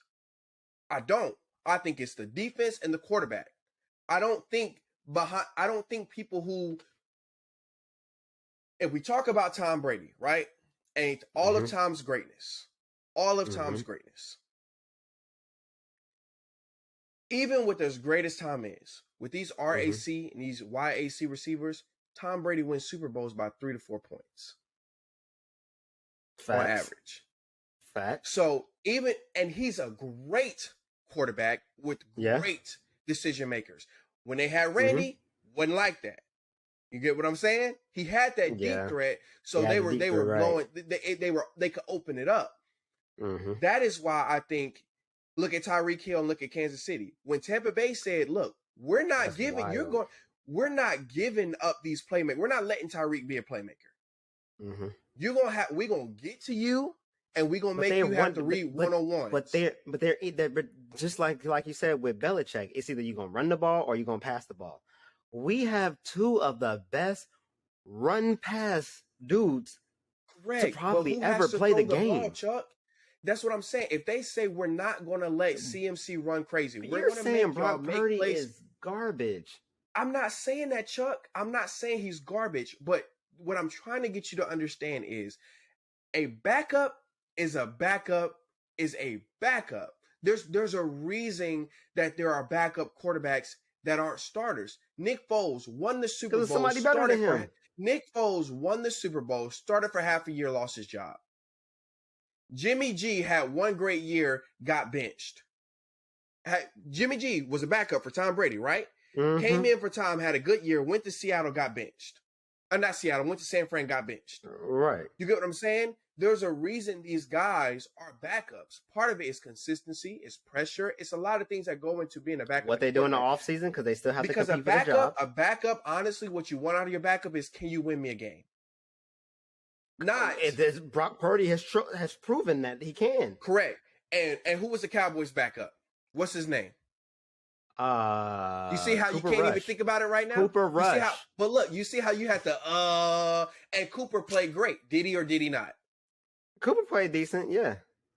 No mistakes. I think he had one. Who played better? Who's played better? Cooper or Dak? Dak has played better. You mean the same Dak with less games than anybody and leads the league in interceptions? Dak? The same Dak that just almost lost to the Texans because he threw 3 picks? Yes. I'm not saying who made bigger plays, who beat a better team. I'm saying who overall body of work. If you're a coach, you'll take Cooper Rush over Dak? I didn't ask that. I didn't say who you would take. I said who played better. I would take Dak. I would take Patrick Mahomes over Jalen Hurts, but I think Jalen Hurts has had a better season. Overall, I'm not just throwing the ball. I just think everything he's done, I would take that over Patrick Mahomes because if Patrick ain't throwing the ball. I agree. Him being, like I say, if I had to put Jalen Hurts in there, Jalen Hurts is not too far off from throwing the ball than Patrick. Okay, he's not too far off to cancel him out and being like he's not a passer than Patrick Mahomes. And then you add his legs. So I will pick Jalen Hurts. Who's better, Cooper Rush or Brock Purdy? Who's played better? Brock Purdy. All right, you say Brock Purdy. You just said Brock Purdy has two of the best, probably has the top 2 RACs in the league, right? Cooper Rush had CeeDee Lamb. And Cooper Rush went undefeated. One loss. Sorry, lost to the Eagles.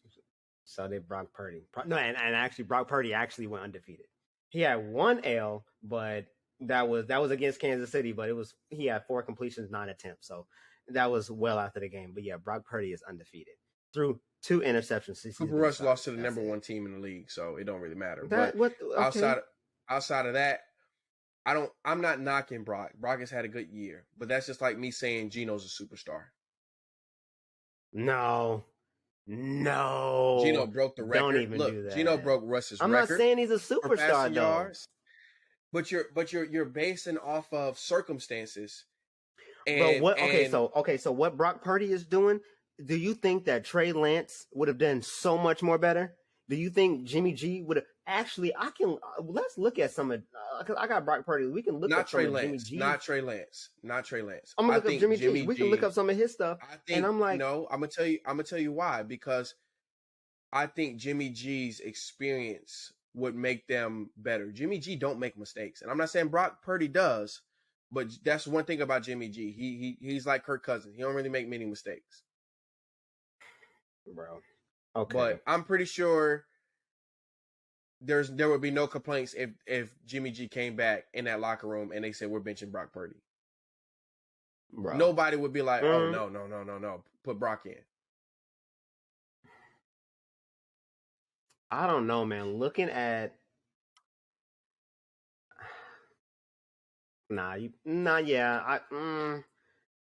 okay. If we looking at yards, obviously Jimmy G can definitely throw the ball better than Brock Purdy for sure. I mean, he had a 4 touchdown game against Arizona.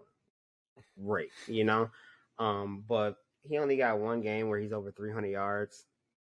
One game over 300 yards. All the other ones, you know, between 220 and 1 is 296.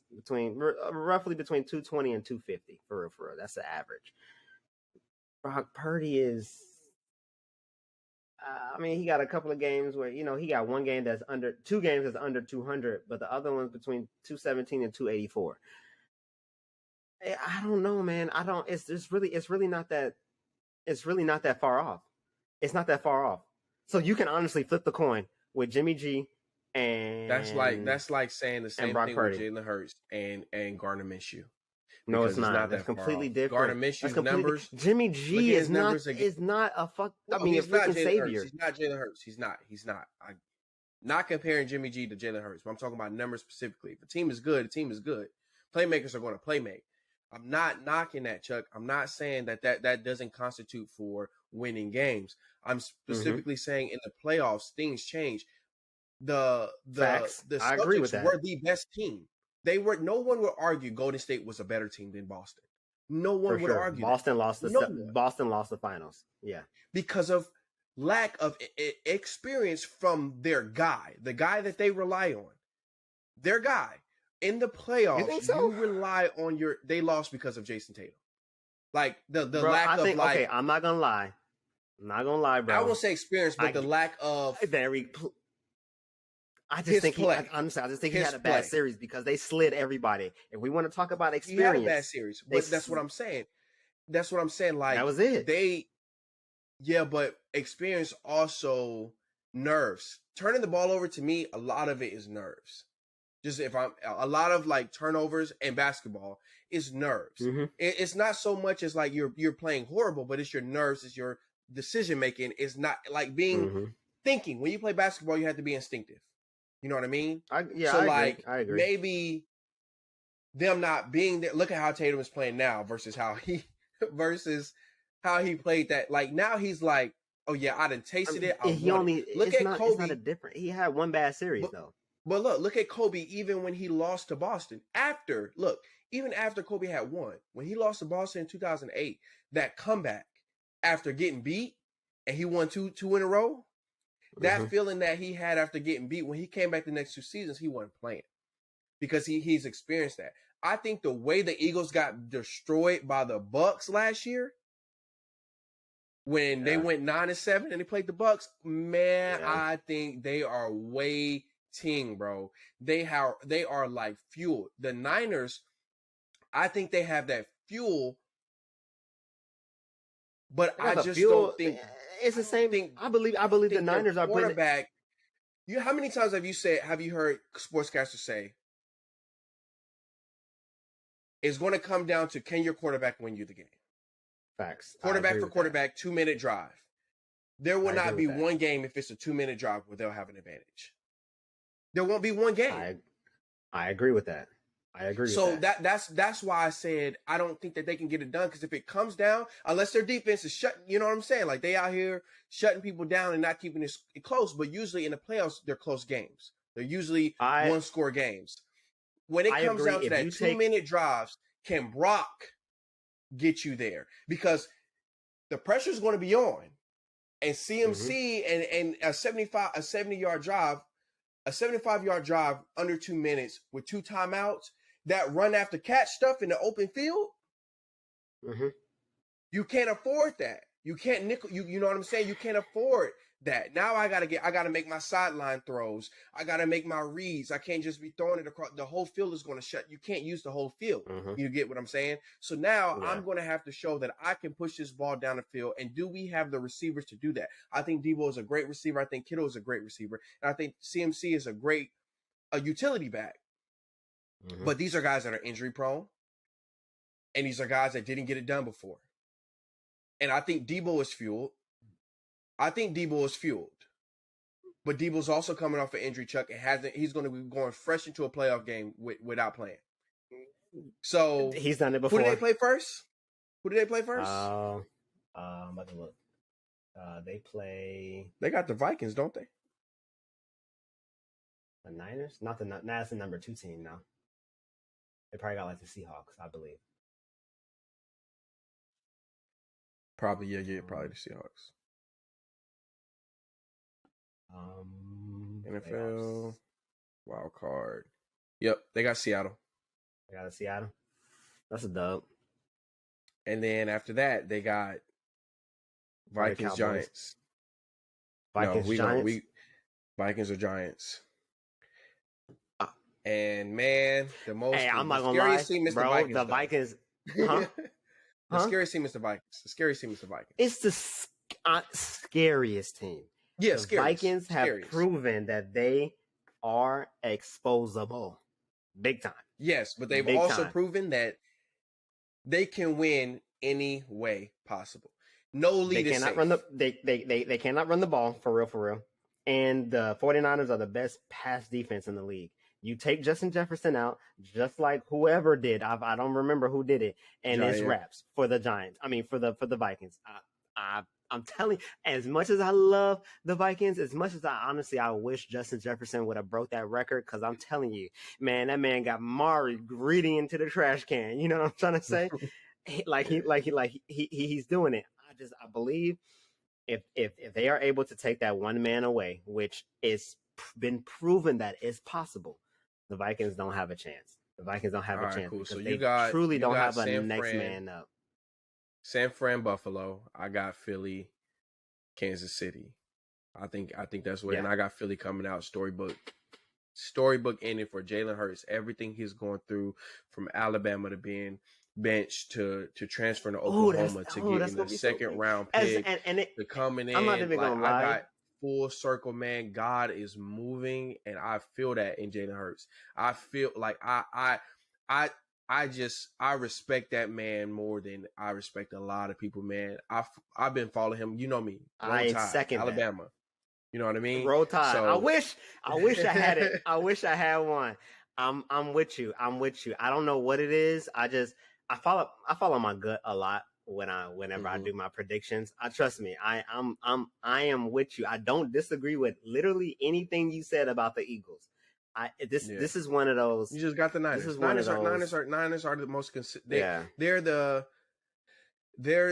I think they're true, powerful underdog. In the NFC. You said what? I don't think they're an underdog. I think they're the favorite right now. If to come out of the NFC, if I'm not mistaken, I don't think it's the Eagles. No, the Eagles. The Eagles are clearly the favorites. Stop it, Maurice. It changed, bro. You trying to make that storybook a little bit more better, huh? Because of the injury. Let me see. It's only Jalen Hurts, and they've been protecting him for 2 weeks. He probably could have came back 2 weeks ago, honestly, but they've been protecting him. Came back last week? You don't even want to know. What? You don't even want to know. They got a lot of injuries? Bro, you don't even want to know these favorites. Your team ain't even up here. Who, the Niners? The Niners ain't even up here. Who are the favorites? Philly, Dallas, Tampa, Minnesota, Giants. Let me make sure they not. Okay, bro, no. They trolling. Never mind. Okay. They trolling. Right now, that's AFC Championship, AFC. I'm looking for the NFC.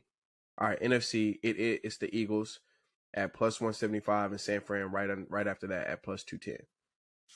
Okay. Preseason odds: Eagles were plus 1,500 and San Francisco was plus 750. Bro, the Vikings were plus 2,000. That's crazy.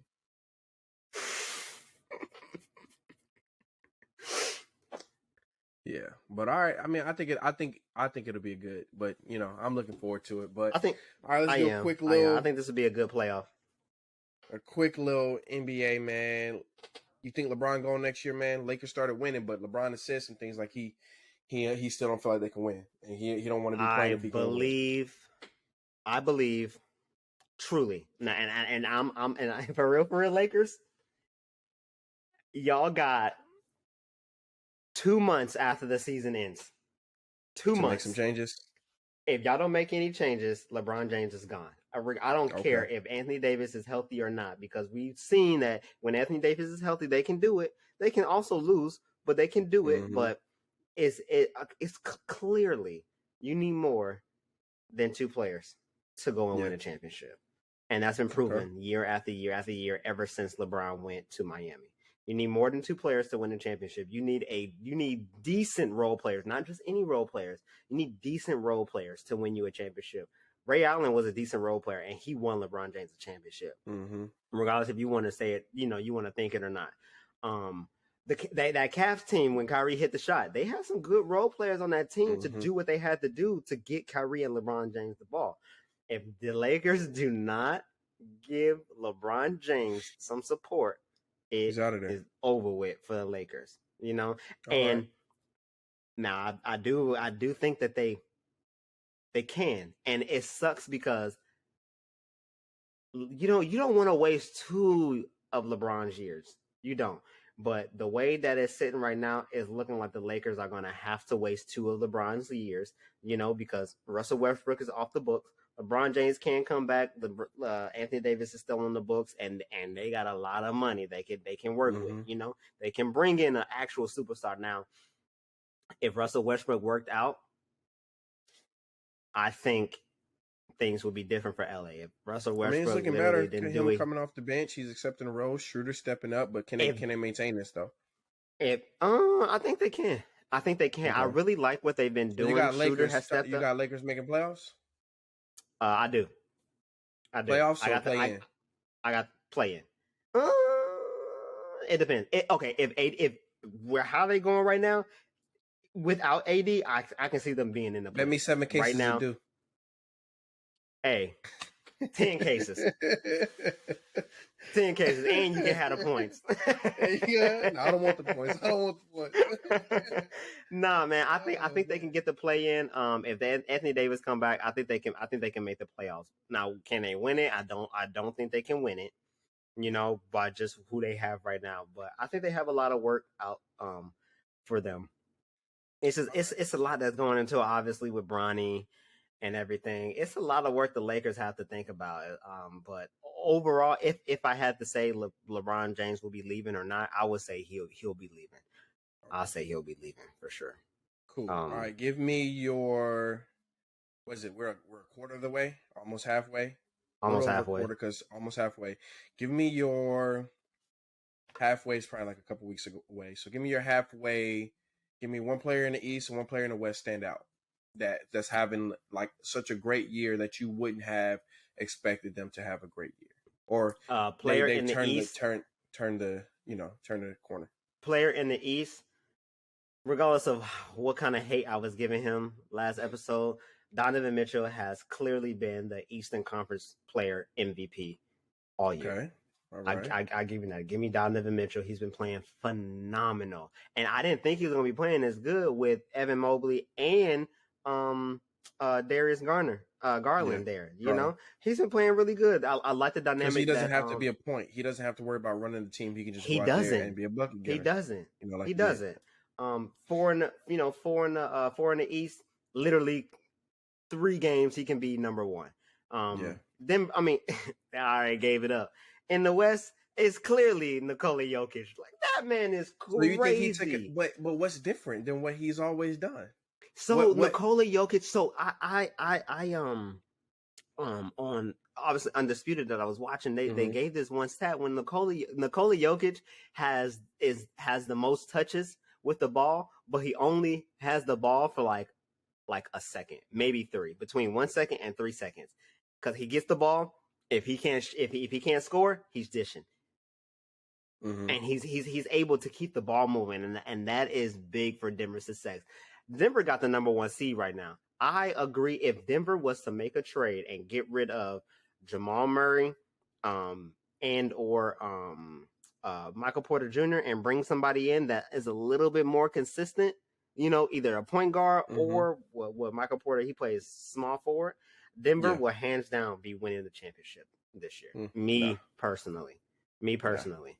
And you go ahead. Let me hear. Well, I'll give you my two players first.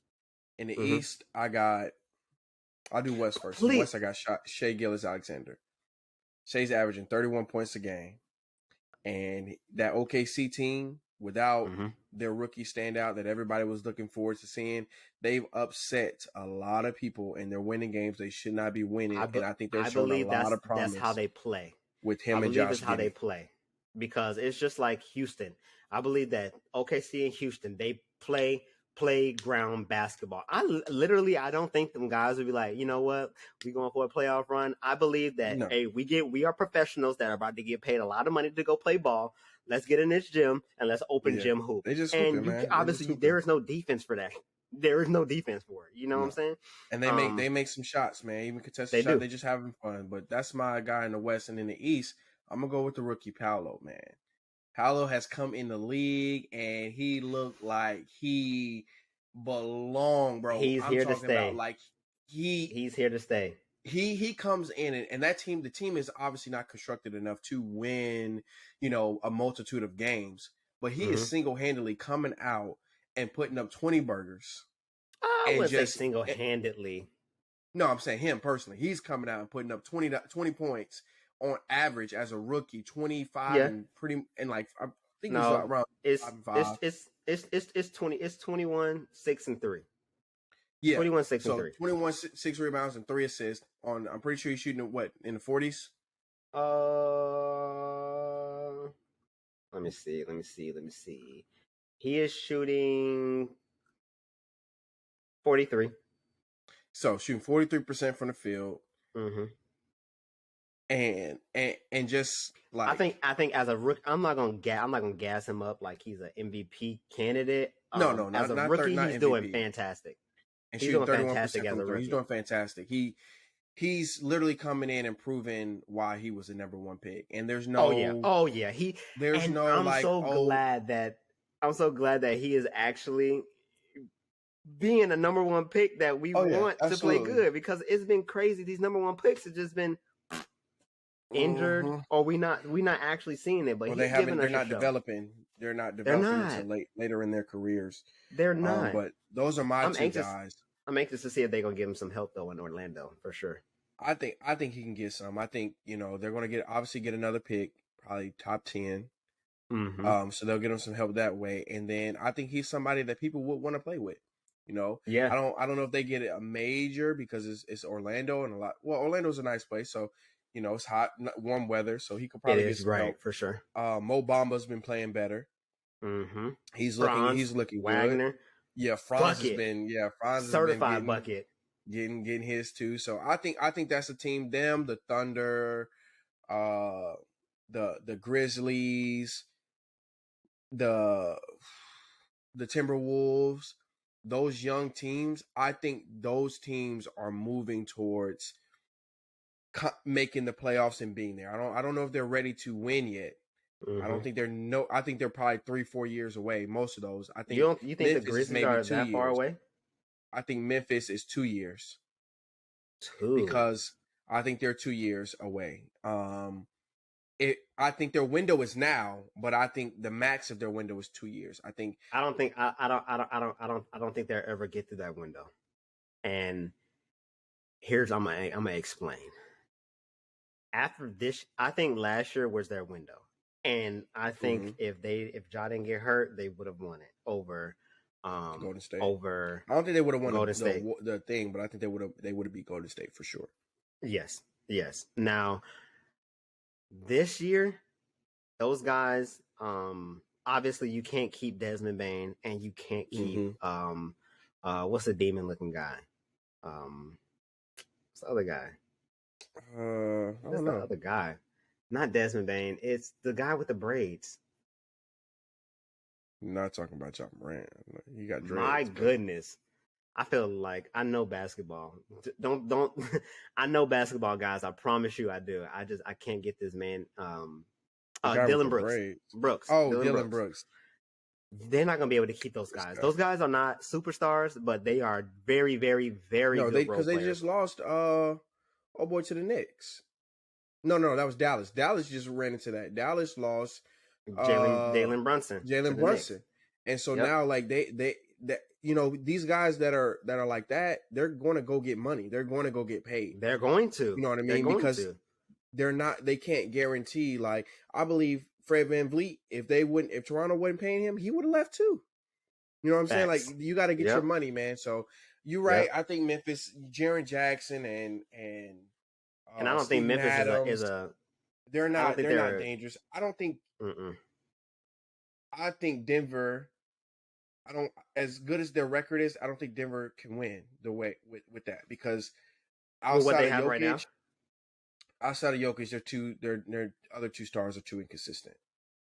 And I know, and Michael Porter Jr. agree. Has shown selfishness in touches in recent times, and we've seen that. And Jamal Murray, man, on a it's good so day, sad. He's them. He's him. He's him. But on a bad day, he's just not. I don't think he has that confidence in himself. Just me personally, I don't think so either. The way that other his peers, the Jason Tatums, the Jaylen Browns, like Jaylen Brown go out there and be 0 for 8 from 3, but he get into his spot, he's confident. Easy. And he's doing it on defense too. He will go back in and do it on defense. You rarely see Tatum or Brown, even on their bad days, shoot you out of a game. That used to be Marcus Smart. Marcus Smart could shoot you out of a game, bro. Boy, boy, could he make a shot at the shot clock from like Piedmont, just throwing the ball up. Yes. You'd be like, bro. That man Marcus Smart learned from Isaiah Thomas when he was on the team. Bro. For real. For real. He definitely learned. And I think the addition of Malcolm Brogdon helped him a lot. But I think this season is going to be a good season. I ain't going to do our picks yet of who we got or whatever. I'm looking forward to the All-Star game. Hopefully we'll be on that trip. The trip is All-Star weekend, by the way. Huh? That's All-Star weekend. What? Oh, the trip? Vegas. Oh, that's going to be great. So, that's going to be great. That's going to be fun. We're going to be there, be able to watch that. But I'm looking forward to it, man. Sports is looking good, man. Sports is looking good. I'm looking forward to this boxing match, too. Garcia and Gervonta. Yeah. I watch a little bit of boxing.